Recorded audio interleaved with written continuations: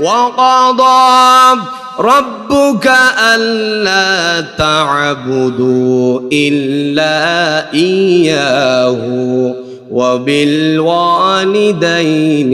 إحسانا إما يبلغن عندك الكبر أحدهما أو كلاهما فلا تقل لهما أف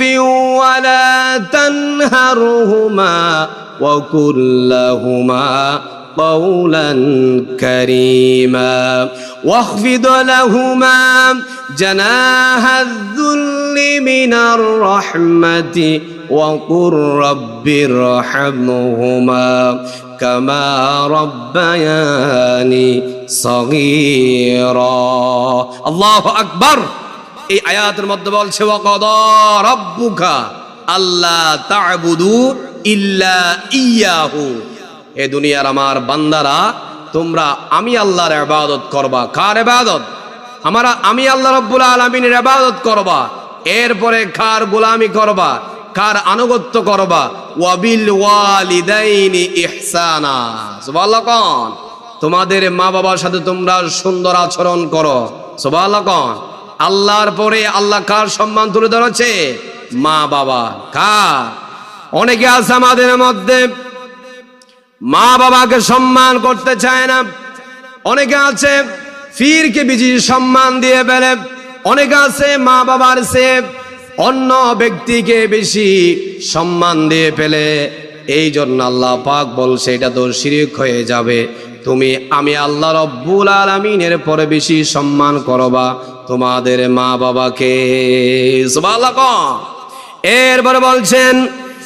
ইম্মা ইয়াবলুগান্না ইনদাকাল কিবারা আহাদুহুমা আও কিলাহুমা ফালা তাকুল লাহুমা উফিউ আল্লাহ পাক বলছে ও আমার বান্দারা যখন তোমাদের মা বাবা যে কোনো একজন বার্ধক্যে উপনীত হয়ে যাবে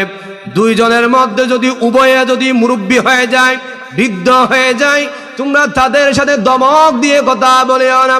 তাদের সাথে তোমরা খারাপ ভাষা ব্যবহার করেও না উফ শব্দ বলেও না উফিউ এটার অর্থ হচ্ছে মা বাবাকে ধমক দিয়ে কথা বলেও না ও আমার বান্দারা তোমাদের মা বাবা হলো তোমাদের জন্য বড় ফির সুবহানাল্লাহ মা বাবার সাথে কোনোদিন খারাপ ভাষা ব্যবহার করিও না শব্দের একটা ব্যাখ্যা দিচ্ছি আপনি যদি রাস্তা দিয়ে হেঁটে যান কোথায় দিয়ে রাস্তা দিয়ে হেঁটে যান উজাট কান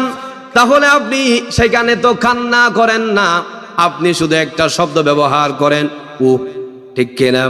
যখন আমরা রাস্তা দিয়ে হেঁটে যাই তখন আমরা যখন ব্যথা পাই শব্দ ব্যবহার করি এটা দিয়ে তো আমরা কান্না করি না আর এখানে এটার আয়াতের ব্যাখ্যা হলো ও আমার বান্দারা তোমাদের মা বাবার সাথে তোমরা এমন আচরণ করিও না তোমার আচরণের কারণে তোমার মা বাবা যদি একটু বলে ফেলে ব্যথা পেয়েছে তোমার কথার দ্বারা তুমি সন্তানের আর ভবিষ্যৎ ভালো হবে না আল্লাহু আকবার এরপরে বলছেন فلا تقل لهما أف ولا تنهرهما وقل لهما قولا كريما আল্লাহ পাক বলছে তোমাদের মা বাবার সাথে সম্মান সূচক কথা বলো সুবহানাল্লাহ এটা কার কথা কারিমা কারিমা শব্দের অর্থ হচ্ছে সুন্দর ভাষা সম্মানিত ভাষা তুমি মা বাবার সাথে কি করো ব্যবহার করো এগুলো এনেছে কে রসুল মেরাজ থেকে আসার সময় রসুলের কাছে আমার আল্লাহ সেগুলা দিয়েছিলেন কাদের জন্য 13 এখানে 14টার মধ্যে 13টা হচ্ছে আমাদের জন্য একটা হচ্ছে হক্কুল ইবাদা যেটা আল্লাহর জন্য বলেছে এই 14টার মধ্যে দুই ভাগে বিভক্ত একটা হচ্ছে আল্লাহর জন্য বাকি 13টা হচ্ছে আমাদের বালায়ের জন্য সুবহানাল্লাহ এরপরে বলছেন ওয়াখফিদ লাহুমা